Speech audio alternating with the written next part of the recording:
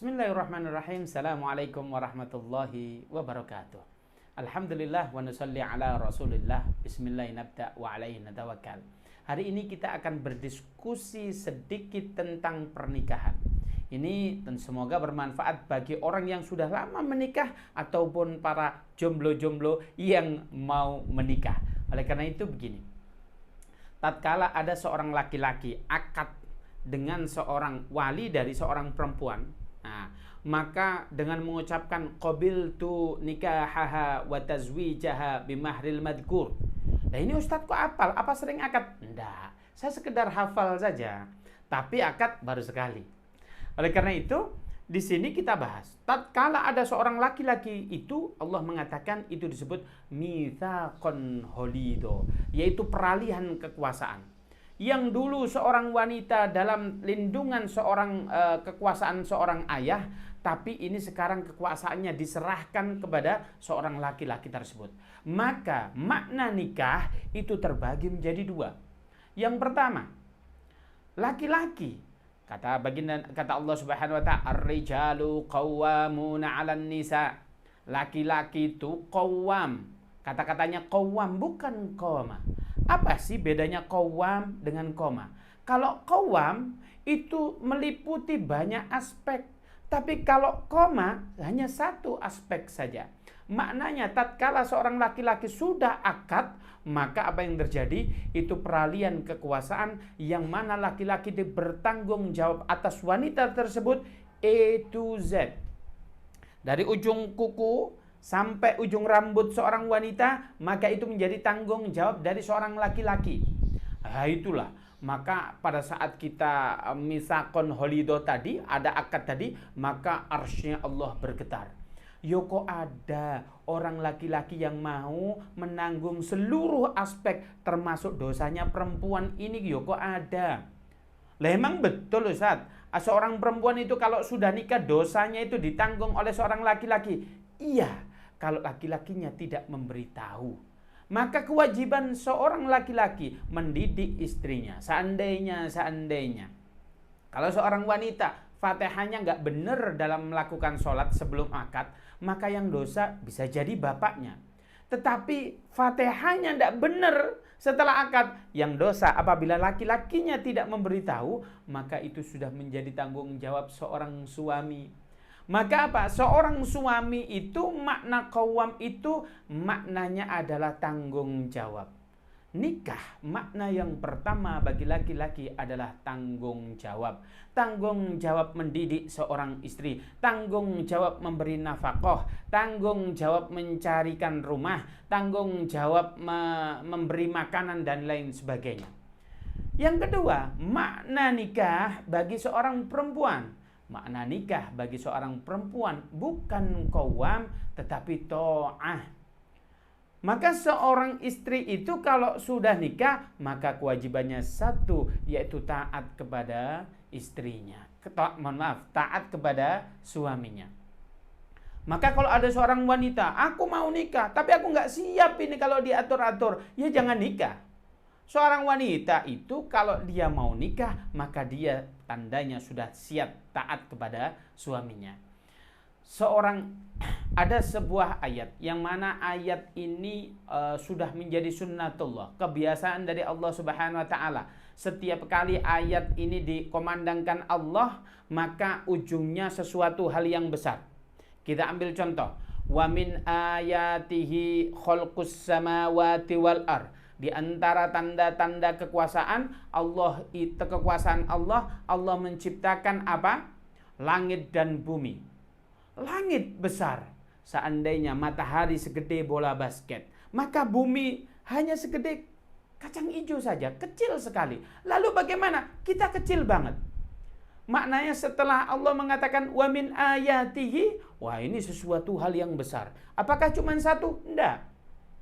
Wa min ayatihi ayyursilar riyah, dan di antara tanda-tanda kekuasaan Allah, Allah mengirimkan angin. Angin itu ya ikhwan, apabila berkendak, saya itu punya itu, dulu pernah punya kerjaan. Semua, seandainya kita lupa ngikat saja, maka pada saat itu atapnya berterbangan. Jangankan atap, rumah pun bisa terbang. Bahkan lautan yang tenang, airnya bisa menjadi ombak yang sangat dahsyat. Itu angin. Apakah cuman itu? Ada lagi. Wa min ayatihi yurikumul barqa. Dan di antara tanda-tanda kekuasaan Allah, Allah menciptakan apa? Yaitu petir. Kita ketahui bersama, petir itu sangat dahsyat. Bahkan ada wacana, wallahualam apakah sudah ada sekarang, bahwasanya ada mesin yaitu menangkap petir yang diubah menjadi listrik. Nah, ini kan luar biasa, hal-hal yang besar. Di antaranya lagi ada ayat lain, wa min ayatihi manamukum billail. Di antara tanda-tanda kekuasaan Allah menciptakan orang itu bisa tidur. Lah tidur itu emang sesuatu yang besar, Ustadz? Iya. Kalau kita lihat, dokter itu bisa menidurkan tapi tidak bisa membangunkan.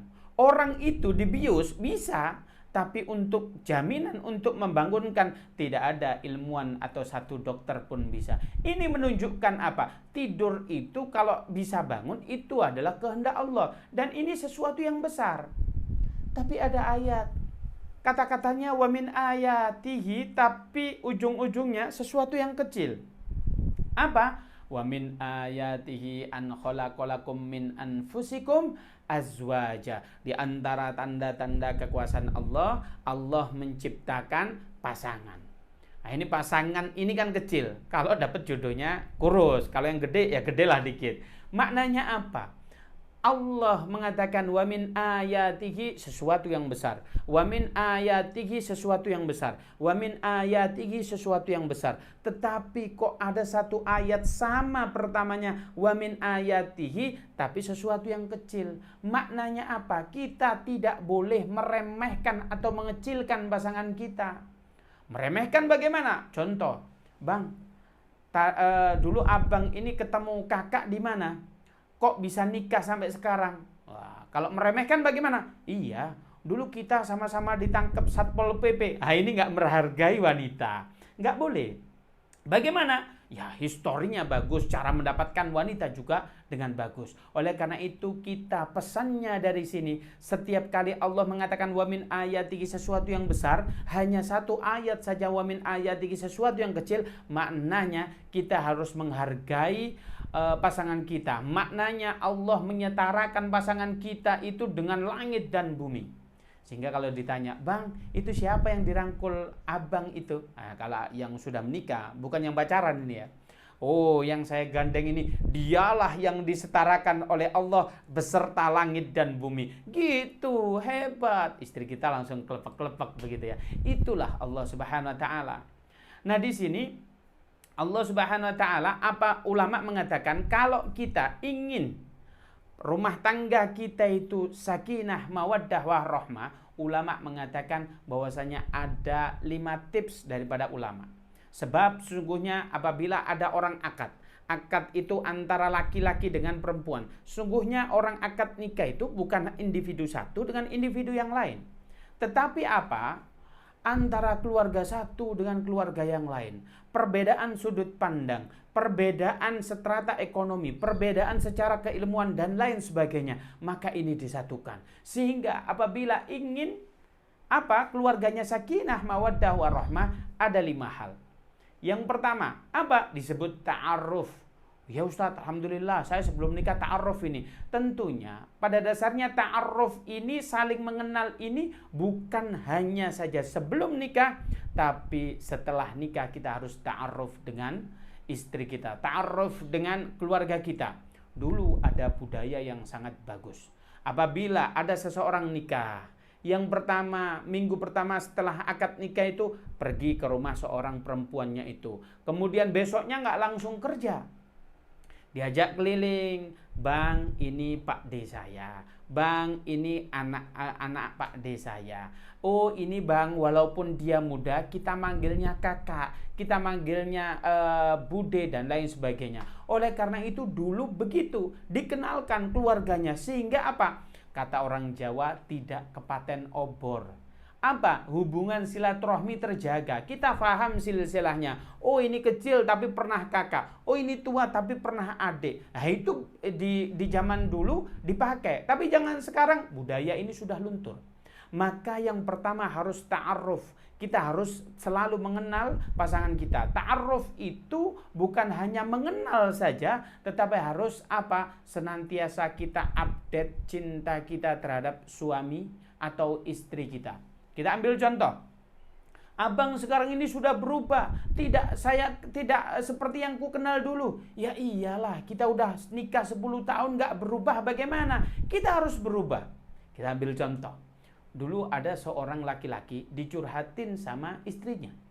Bang, adek capek ini, pengen gitu beli motor, nganter anak ini biar kita gak jalan kaki. Pengen banget beli motor. Nah seorang suami biasanya kalau dicurhatin gini sama istrinya, ya langsung dia Dia langsung action. Oh, bagaimana cara mendapatkan motor? Nabung dia. Nabung sampai setahun, maka terkumpullah uang tersebut. Tatkala istrinya ulang tahun, tiba-tiba apa? Tiba-tiba dikasih surprise, dikasih motor. Adek, ini ada hadiah istimewa buat adek. Secara teori, apakah istrinya suka? Menurut laki-laki, suka. Tetapi yang terjadi istrinya marah-marah. Abang gitu ya. Ternyata abang ini punya duit, ngumpet-ngumpet main rahasiaan di belakang adik. Loh, niat suaminya ingin ngasih surprise, tapi apa? Istrinya tidak terima. Adik ini gimana sih? Sekarang ini adik ini cuci-cuci, capek segala macam. Kalau punya duit ngomong. Seharusnya apa? Kalau punya duit itu aku mau beli mesin cuci, bukan motor. Apa jawaban suaminya? Bukannya dulu 1 tahun yang lalu itu adik pengen motor. Iya, itu 1 tahun yang lalu. Sekarang saya sudah punya sepeda. Cukup bagi saya. Sekarang kalau punya duit, adik itu pengen beli mesin cuci. Maknanya apa? Cintanya suaminya yaitu tidak diupdate. Cintanya 1 tahun ke belakang. Kita ambil contoh. Seandainya teman-teman, saya minta datang ke Jogja begitu ya. Anggap belum ada tol. Maka saya kasih peta untuk tahun 80-an begitu. Petanya peta lama. Kira-kira nyampe apa tidak? Ya nyasar. Begitu juga cinta kita. Kalau nggak kita update, ya kita senantiasa apa? Berantem, nggak cocok. Kita harus memahami hal itu. Kita ambil contoh. Laki-laki ini kalau pagi memiliki karakteristik fokus. Dan fokusnya seorang suami itu biasanya dengan benda. Maka bapak-bapak itu biasanya suka main handphone begitu ya. Nah seorang istri bekerja di dapur apa segala macam. Nah suaminya lebih fokus ke HP daripada ke istrinya. Kemudian istrinya apa? Nah istrinya manggil, kita ambil contoh minta gantiin LPG begitu ya. Nah seorang laki-laki biasanya kalau dia udah fokus berkurang telinga pendengarannya. Kalau seorang istri bilang, bang minta tolong gantiin LPG. Nggak denger itu. Bang gantiin. Yang ketiga, bang gantiin LPG. Seorang suami bilangnya apa? Kenapa sih kalau minta tolong bentak-bentak? Kata istrinya, aku sudah minta tolong 3 kali. Yang pertama nggak denger. Jadi suaminya nggak salah. Yang kedua juga nggak denger. Yang denger baru sekali, tapi itu pun udah dibentak. Maknanya apa? Kalau kita update bagaimana istriku, bagaimana suaminya, enak. Kalau suaminya lagi fokus, deketin aja. Bang, bisa ganggu sebentar nggak bang? Gantiin LPG. Udah, aman. Maknanya nggak ada perang dunia. Oleh karena itu, ayo kita update cinta kasih suami istri kita. Sungguhnya orang itu kalau kita nggak diupdate sehingga apa? Peta kasih cinta kita itu akan apa? Ya sudah akan expired begitu ya. Yang kedua yang pertama adalah ta'aruf, yang kedua adalah tafahum.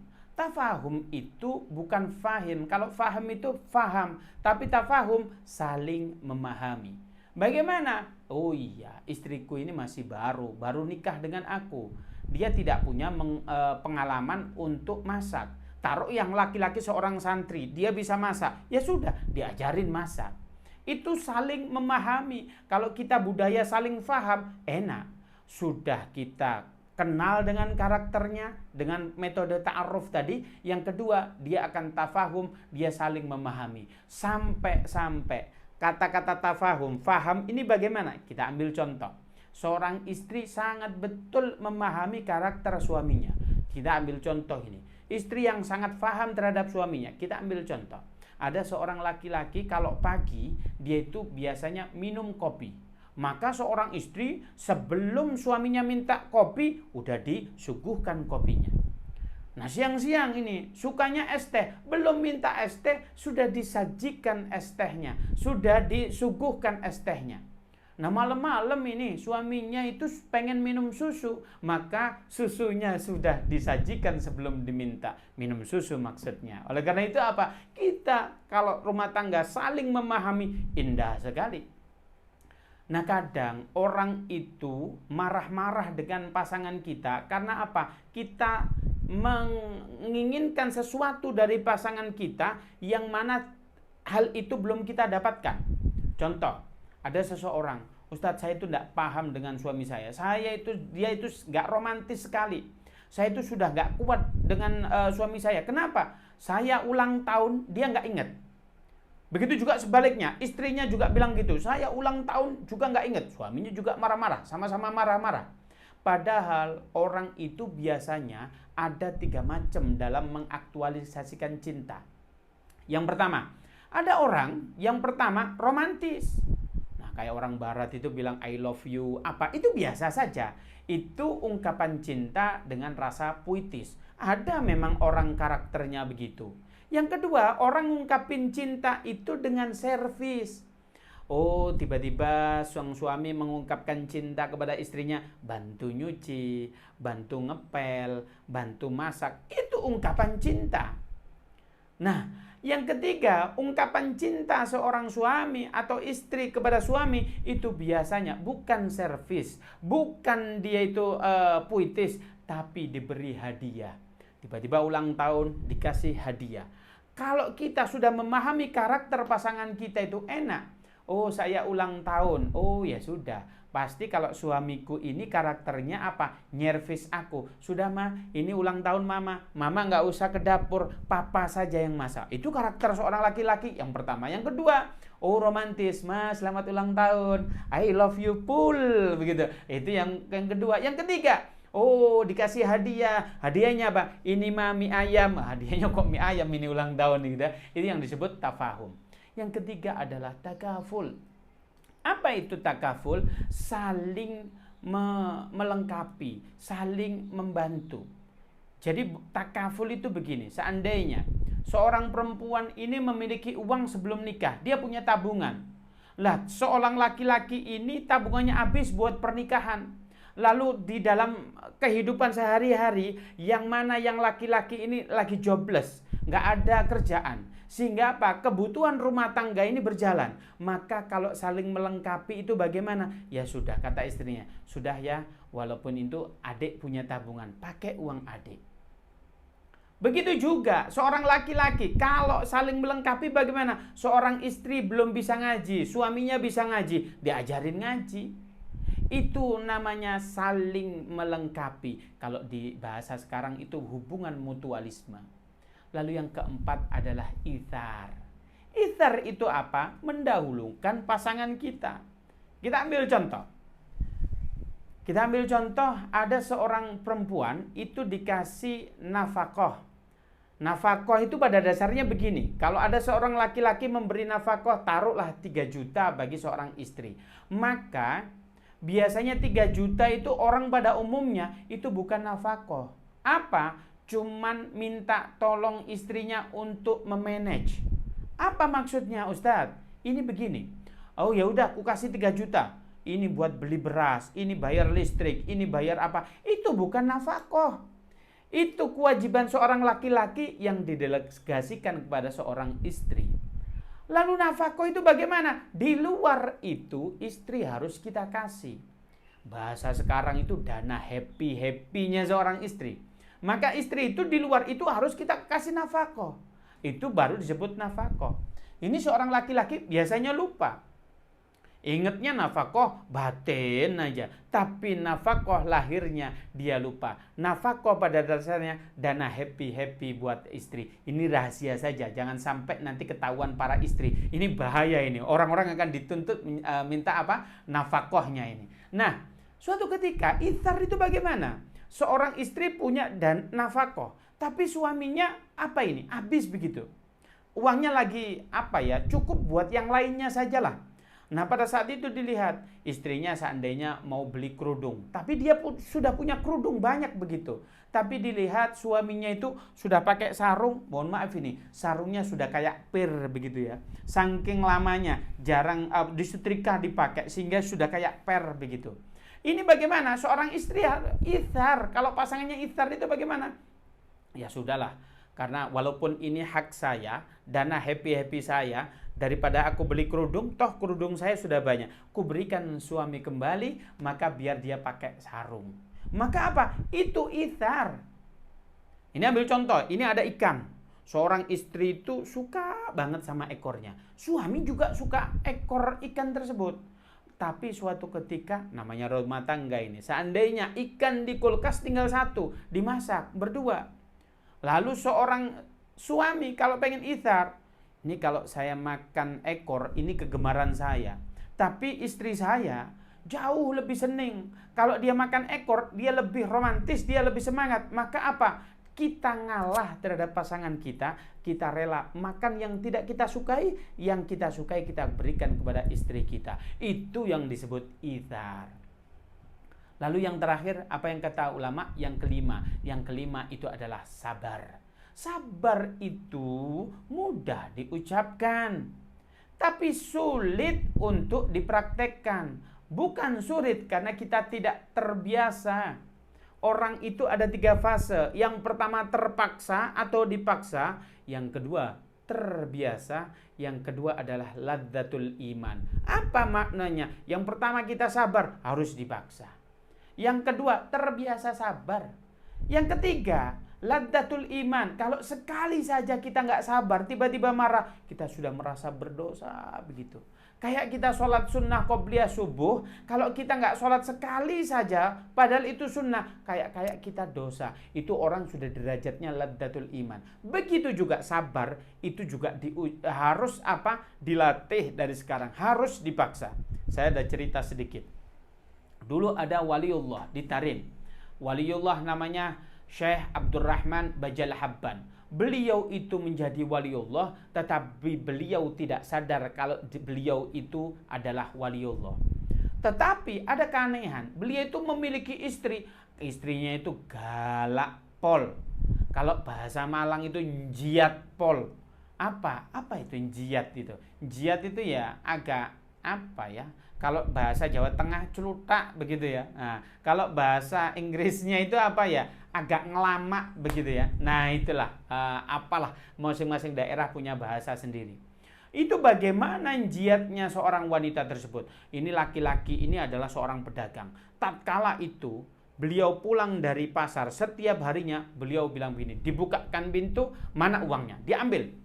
Sehingga diperiksa itu uang sampai habis. Kemudian istrinya bilang, udah, kamu sekarang aku ingin menjadi naik kuda. Kamu sekarang jadi kuda-kudaannya. Itu naik jadi kuda itu. Kuda.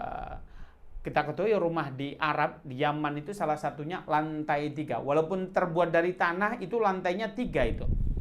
Ya, karena di Yaman jarang hujan, jadi masih walaupun pakai tanah enggak masalah. Beliau itu gendong istrinya sampai ke lantai 3, disuruh main. Sudah capek, enggak dibikinin kopi, malah suruh jadi kuda-kudaan. Kalau orang enggak sabar itu kan pulang baru saja melihat rumahnya berantakan. Masya, ini gimana ini? Rumahnya kayak kapal pecah. Ini kopi aja nggak ada. Nah, itu kan kalau kita mudah marah itu ya. Nah, ini saya Bajal Habban, ini orangnya sabar begitu. Nah, orang sabar itu kadang ya hatinya ada kebosanan. Ya Allah, kenapa sih aku butuh healing lah ini. Kalau aku ini butuh me time lah. Ya sesekali nggak diginikan sama istri saya. Kalau dia berpikir keras, kalau dia bilang begini sama istrinya, Dek, abang mau healing. Loh, abang ini sepaneng ya sama adik ya. Abang ini marah, tertekan sama istri. Oh, lebih marah itu istrinya. Sehingga apa? Beliau itu bilang kepada istrinya, Dek, pasar di daerah kita itu sudah sepi. Abang mencoba mau keluar kota, ingin menggait pasar baru begitu. Apa katanya? Kata istrinya, lah ini kalau masalah fulus, suaminya pergi nggak masalah, mau pergi sebulan 2 bulan nggak masalah. Yang penting duit harus mengalir terus. Ini dicoba ini perlu kalau istri bapak-bapak di sini ada yang model begitu, lah siap-siap. Berarti istri Anda itu lebih cinta harta Anda ketimbang Andanya. Itu boleh dicoba. Nah, suatu ketika beliau langsung pergi. Ternyata beliau itu tidak pergi ke kota lain. Beliau itu mendatangi ada sebuah gunung di Tarim itu di perbatasan namanya Jabal Khalwat. Jabal Khalwat itu gunung di mana ada waliullah di situ berkholwat kepada Allah, senantiasa berdoa di situ. Beliau tatkala itu datang. Kemudian apa? Pada hari itu bukan hari Senin, bukan hari Kamis. Sehingga waliullah ini tidak ada yang puasa, bukan ayyamul bid pula. Maka pada saat itu sholat subuh, setelah sholat subuh beliau zikir, kemudian ada 2 orang di situ. Ada waliullah yang sudah bermunajat. Tatkala sudah sholat isyraq, tiba-tiba di antara 2 orang yang ada di situ bilang begini, ya udah sekarang giliranmu, siapkan makanan. Kemudian apa yang terjadi? Beliau doa.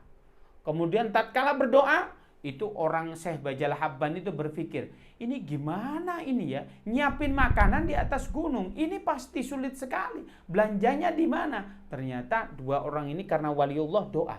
Doa itu bagaimana? Ternyata apa? Langsung turun 1 nampan. Masya Allah ini. Kalau tahu doanya hebat sekali ini. Langsung makan. Dimakan. Kok bisa begini? Kemudian waktu duhur, yang satu, ya sudah mas, sekarang giliran engkau. Duhur, temennya yang satunya doa, langsung 1 nampan. Ustadznya ini kurofat ini ceritanya. Enggak. Ini bukan kurofat, itu terjadi. Kalau kita lihat di Al-Quran, bagaimana dulu Sayyidatuna Maryam, kana fil mikhrabi, beliau di mihrabnya di Masjidil Aqsa. Ada orang namanya Zakaria. Zakaria ini biasanya ngopeni Sayyidatuna Maryam. Suatu ketika tatkala diketok pintunya, Zakaria hendak memberikan makan ke Sayyidatuna Maryam, diketok pintu. Kemudian Zakaria bilang apa? Anna laki hada ya Maryam. Maryam, ini dari siapa makanan? Apa jawaban Sayyidatuna Maryam? Hada min indillah. Ini aku langsung dikasih oleh Allah Subhanahu wa taala. Maknanya ada kejadian semacam itu. Begitu juga di Tarim, begitu. Sehingga ini kalau kita tahu doanya enak sekali nih. Kita punya hajatan bismillah ya Allah. Langsung ini. Berkat-berkat, apa itu berkat ya? Kalau di Jawa itu ada orang habis syukuran itu ada bingkisan namanya berkat. Itu udah siap, makanan udah siap, enak. Kalau cuman doa gitu doang ya. Nah, itu kalau di Tarim. Pada saat itu, tatkala habis sholat isya, kemudian apa? Orang 2 itu mendatangi Syekh Bajal Habban. Mas, sekarang itu giliranmu. Mohon maaf, saya ini belum bisa, saya newbie, saya belum bisa seperti kalian. Apa kata 2 orang? Ya sudah mas, nggak apa-apa, doa aja, insya Allah dikasih oleh Allah. Kemudian apa? Beliau itu doa. Ternyata doa, kemudian apa? Muncul 2 nampan. Luar biasa sekali, muncul 2 nampan ini. Sehingga orang yang senior di situ bilang, sebentar, jangan kau makan. Aku ini di sini sudah 40 hari ya, doa kok bisa cuma dapat 1 nampan. Tapi engkau baru datang tadi pagi, ini sudah ada 2 nampan. Doa apa yang engkau pakai? Doa, iya aku tadi bertawassul. Nih kapan-kapan kita akan berdiskusi tentang tawassul. Aku tadi bertawassul sebelum doa. Bagaimana engkau tawassul? Tawassul kepada siapa? Iya, aku tadi berkata kepada Allah, ya Allah, aku bertawassul kepada 2 orang. Itu tawassulnya kemana ya Allah? Aku idem ya Allah.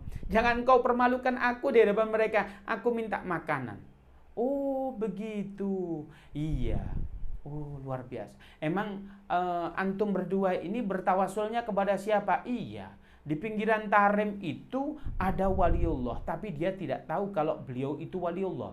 Siapa nama beliau? Namanya Syekh Abdurrahman Bajal Habban. Beliau berkata, lah itu kan namaku, kok bisa? Oh, loh, kenapa? Beliau itu di mana? Diterangkan, oh di kampungnya. Oh, kampung beliau betul. Ini kan saya. Loh, kok bisa beliau itu jadi wali? Iya, beliau itu jadi wali karena satu hal. Beliau sabar dalam menghadapi istrinya yang sangat jiat pol tadi, model begitu. Oh begitu. Jadi Syekh Bajal Habban ini menjadi wali karena apa? Istrinya galaknya pol itu tadi. Iya. Oh begitu. Kemudian beliau bilang apa? Ya sudah mas, aku tak pulang dulu. Loh mas, ini kan baru cuma 1 hari, kamu itu belum 40 hari, ngapain kamu pulang? Sudah lulus mas. Oh, maka beliau pulang, kemudian ketok pintunya. Dek, oh, kamu sudah pulang ya? Sendiko dawuh dek, ini silakan naik di punggungku. Lah, ini bapak-bapak, ada nggak di antara kita yang pengen menjadi waliullah? Maka Anda harus sabar kalau dimarahi istri Anda. Mungkin itu pesan yang sangat luar biasa. Sehingga 5 hal ini kalau kita lakukan, fa insyaallah keluarga kita sakinah, mawaddah, warahmah. Oleh karena itu, kita harus melakukan 5 hal. Sebab apa? Jin itu memiliki tugas setiap harinya. Setan itu memiliki tugas setiap harinya. Dan tugasnya itu senantiasa dievaluasi. Kalau seandainya jin itu dievaluasi sama bosnya. Kamu hari ini ngapain? Iya, saya hari ini sudah menjadikan orang terjerumus dengan transaksi ribawi.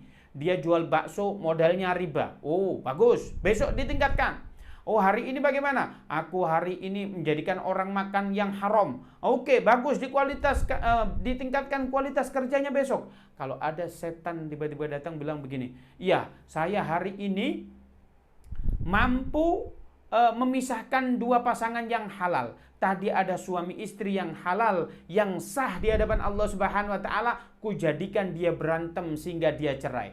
Maka apa? Setan ini langsung dikatakan, ya sudah, kamu adalah setan yang paling hebat. Ini ada singgasana khusus. Besok kamu nggak usah kerja lagi. Maka tugas utama setan antum tahu, yufarriqu bainaz zaujain, memisahkan 2 pasangan yang sah, yang halal di hadapan Allah Subhanahu wa taala. Oleh karena itu, rumah tangga itu indah, tapi pasti diuji. Tapi kalau kita diuji menggunakan 5 hal tadi di hadapan Allah Subhanahu wa taala, fa insyaallah kita mendapatkan gelar sakinah, mawaddah, warahmah. Barangkali itu yang bisa saya sampaikan, semoga bermanfaat khususnya bagi keluarga Al-Fakir, umumnya kepada keluarga semua, atau bagi pasangan muda-mudi yang mau nikah yang sekarang masih jomblo. Semoga yang jomblo cepat dapat jodoh. Saya akhiri, assalamualaikum warahmatullahi wabarakatuh.